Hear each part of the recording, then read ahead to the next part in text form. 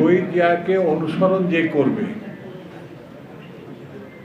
তাকে ধন্যবাদ দিতে হবে, তাকে সহযোগিতা করতে হবে। শহীদ জিয়া রহমানের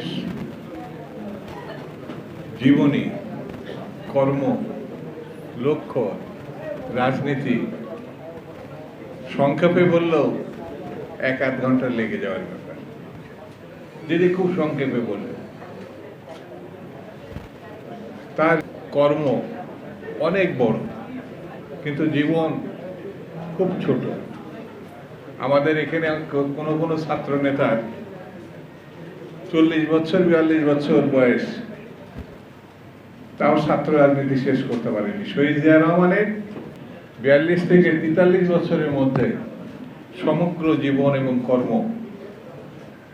তিনি অকালে আমাদের মধ্যে চলে গেছেন, আমাদেরকে পৃথিবীতে রেখে।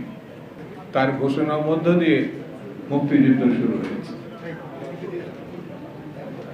তিনি ক্ষণে ক্ষণে এসেছেন। 7 নভেম্বর 75 ইতিহাসে স্মরণযোগ্য ঘটনা। যে কারণে বাংলাদেশ হয়েছিল, যে কারণে এই দেশ সৃষ্টি হয়েছিল, সেটা পরিপূর্ণতা লাভ করে 7 নভেম্বর সিপাহী জনতার বিপ্লব। সেই সিপাহী জনতার বিপ্লব ইতিহাসের মহান বিপ্লব। বহুদলীয় গণতন্ত্র পূর্ণবার ফিরে এসেছে। বাংলাদেশে বিএনপি জন্ম হয়েছে তার হাত দিয়ে। বাংলাদেশ জাতীয়তাবাদী দল, তার অঙ্গ সংগঠন। আমরা সেই সময় ছাত্র রাজনীতিতে ছিলাম। জাতীয়তাবাদী ছাত্র দল গঠন হয়, মহিলা দল গঠন হয়, যুব দল গঠন হয়, শ্রমিক দল গঠন হয়। প্রায় 13টি অঙ্গ সংগঠন গঠন হয়েছে, বিএনপি গঠন হয়েছে। বাংলাদেশের তিনি খাদ্য নিরাপত্তা ফিরিয়ে এনেছিলেন। এদেশের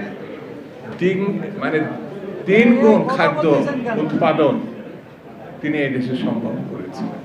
কৃষকদেরকে উদ্বুদ্ধ করেছিলেন এবং তিনি তাদেরকে সঙ্গে নিয়ে জমির আলে জিন্সের প্যান্ট, সানগ্লাস, টুপি মাথায় দিয়ে কোনো রাষ্ট্রপতি কাদা মাখা শরীর, যদি বাংলাদেশে কোনো রাষ্ট্রপতি আপনি খুঁজে বের করতে হয়, তাহলে তিনি ছিলেন একজন শহীদ রাষ্ট্রপতি জিয়া রহমান।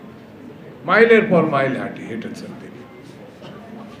মানুষকে উদ্বুদ্ধ করেছেন খাল কাটা।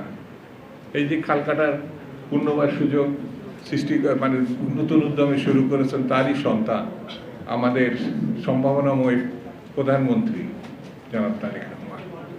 তিনি নিজে বলেছেন তিনি শহীদ জিয়া রহমান এবং বেগম জিয়ার আরত কাজ সমাপ্ত করতে চান। এই জন্য আমি বেশি কথা বলবো না, শুধু এতটুকু বলি, শহীদ জিয়াকে অনুসরণ যে করবে তাকে ধন্যবাদ দিতে হবে, তাকে সহযোগিতা করতে হবে।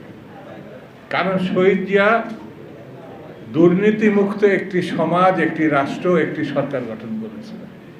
দক্ষিণ পূর্ব এশিয়াতে এইরকম দুর্নীতি মুক্ত কোনো সরকার কখনো ছিল এটা বলা মুশকিল। তারেক রহমান তাকে অনুসরণ করা শুরু করেছেন, বেগম জিয়া তাকে অনুসরণ করেছেন। এই জন্য বেগম খালেদা জিয়া মানুষের মণিকুঠায় চলে গিয়েছিলেন।